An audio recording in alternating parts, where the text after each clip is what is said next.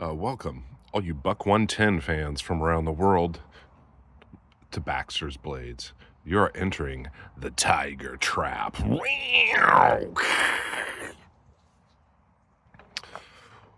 We have another horse trade here. This is a knife I've been wanting for a year and a half. What is it?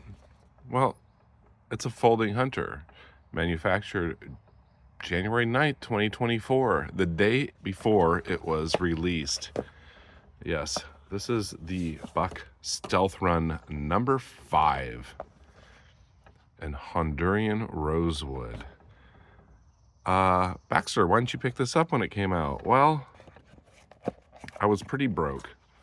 I was just starting to collect case knives, and I had picked up a bunch during the holidays, during the 12 days of Christmas from Shepherd Hills, and this dropped, and the 112 dropped, and I just let them fly by. I should have just put it on the credit card and paid for it later. And then everybody out there is showing them off, and I didn't have one. But at last, I got one as part of a horse trade with Mike Adams. Yes, Mike wanted one of the newer antique store finds that I had. And so I asked him what he had, and he had 2 of these. I couldn't believe it. 2! So he's more than happy to offer this one up to me. It is one of 750. It is Honduran Rosewood, nickel silver bolsters. It has the 60th anniversary blade marking. Stealth Run number 5. It's in MagnaCut. There it is, MagnaCut. Natural markings, message from the Buck Factory. So he had 2, and he sent me pictures. Oh, it comes with the black, supple, I call it gray, proudly made in the USA sheath. Very cool. He had pictures, and he showed me 2. And so I was able to take my pick, which is interesting because if I would have ordered it from Buck, I would have had no idea what I was getting. So it was actually really nice to see what I was getting. And boy, she's a beauty. Nickel silver bolsters, Honduran Rosewood. Got a little light here. Let's get into the light. My umbrella's up. Look at that. If that's not a bunch of character, I don't know what is. I really do like it with the pins. Now, a lot of customs you can get without pins. I don't like no pins on the 110. I think it just gives it too much of a plain look. Now, I have no pins on my 112, and it's a little smaller, so not as frustrating, but the wood and the pins just give it a very cool antique-y look. And the pile side. Jeez. The umbrella's up. Let's scooch over here. A little bit into the light. Look at that Honduran Rosewood. Now, this is not a custom. It's a stealth run. But still, very nice. Great lockup. Great snap. What a beautiful 110. This blew my socks off when I got it. You can see Buck USA, the 60 Anvil, 60th anniversary, Boss Heat Treated, MagnaCut. His other one looked nice also. And it's really hard to tell in the pictures because, quite honestly, Mike Adams doesn't take the best pictures. I'm not sure why, if he has some old flip phone. Or just bad lighting, or the resolution's down to 2. But I could tell in the pictures that this looked like a good one. And to my surprise, when I got it, it looked way better than the pictures. Thank you so much for this, Mike. I really do hope you like the 500 Duke and camel bone and finger grooves. That is a very rare piece. And they go for a lot of money. I actually have not seen any for sale. But I think this is a very fair trade. Again, you gave me something else. And thank you for the 2 pins you sent me for my birthday. I busted them out. They are very cool. I'll have to do a video on that sometime. But quite honestly, I would use this knife more than I would use that 500 Duke. I'm more of a clip point fan instead of a drop point fan. And quite honestly, that knife was so rare, it would just be in a safe and I would never use it. Now, I think I could appreciate this and use it, even though I have, I don't know, what, 12 buck 110s now? 13? I'm not sure. But I did bust out a few wood ones to compare. Now, I have a lot. I'm not going to bust them all out.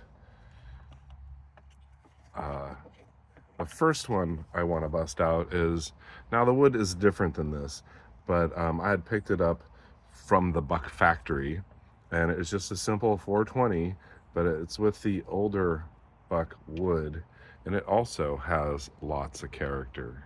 Now, it's not Honduran rosewood.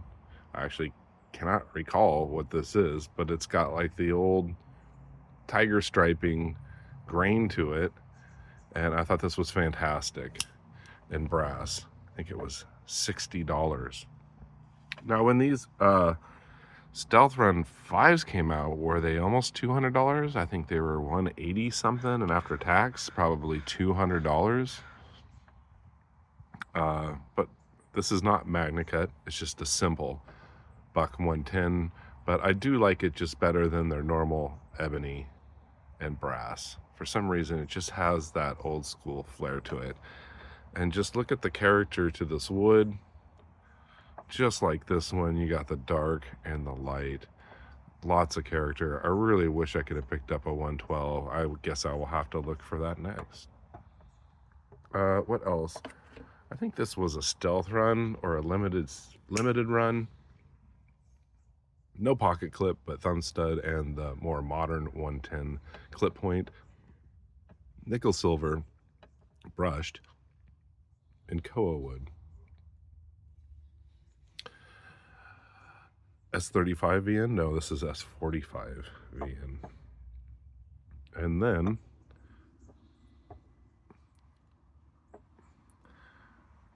how about the blue wood?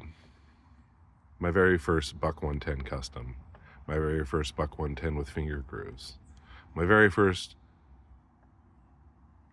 buck in blue wood. My very first serrations. Very cool custom. Get a patina in on that brass. Let's get out the light here. And I thought that's all I had. I think I have another wood one here. Yes. Let's put the 111 in ebony and nickel silver to give you guys a comparison. So all are fantastic. 110s, 111. This 111 is also MagnaCut. Really nice ebony. The ebony does look really good with the nickel silver. These slip bolsters are absolutely amazing. I'm gonna have to pick up a 55 just to have a matching set with this 111. Lots of character in the wood on this pile side. But this, oh man, holy cow. Just, now I could have went out and ordered another custom, which would have costed more than one of these new. If you do get pins from the custom shop, you don't get this back spring pin, so it does enhance the look of it. You cannot get Honduran rosewood from the custom shop, though you can get nickel silver and MagnaCut. Now I could have gotten like desert ironwood or oak, but yeah, you're looking at over $200 knife. And very glad to get this in my collection. I really should have picked one up when they first came out, but I'm very happy I was able to take a look at this one before I said yes. Imagine just ordering one and getting one like this in the mail. Some people might not like it. Maybe the wood's just not very consistent to them, but man, this is just a beauty.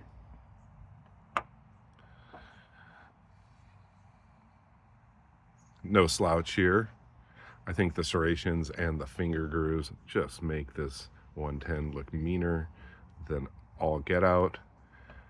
Customs are much smoother than the stealth runs and the limited drops. That's pretty smooth for not being a custom. Yeah, I think they just flush them and pay a little bit more attention to detail. Of course, just being from the normal factory, this one's absolutely perfect also. $60. Now, every time I polish up these bolsters, they just start to patina. I don't carry them in the sheath. I don't store them in the sheath at home, and they still just get the patina. That's just how it goes. So the nickel silver is very, very classy. Let's get it back over here in the light. The last little bit of light under the umbrella.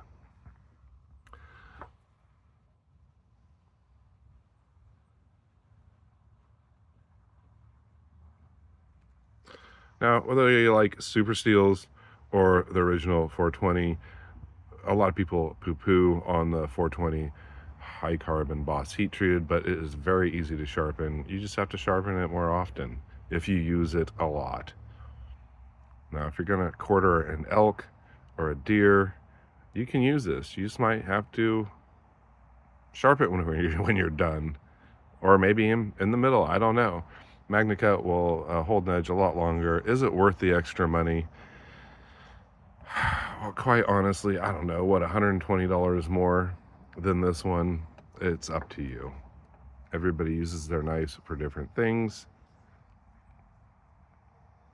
This is a gem. I really want to carry this one. Thank you so much, Mike Adams. For Horse Trading with Mike Adams, episode 1, there'll be 2 episodes, and I'm trying to space them out with a video in between. Well, thank you, all you buck-loving fanatics, for joining me in the Tiger Trap for this amazing trade. You all stay sharp, be kind, and take chances. Take care.